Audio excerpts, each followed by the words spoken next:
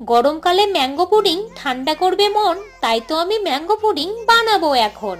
Mango pudding বানানোর জন্য দুটো পাকা আম ছোট ছোট টুকরো করে কেটে নিয়ে মিক্সার গ্রাইন্ডারে খুব ভালোভাবে পেস্ট করে নেব। আর এইদিকে কড়াইয়ের মধ্যে দিয়ে দেব 500 ml দুধ।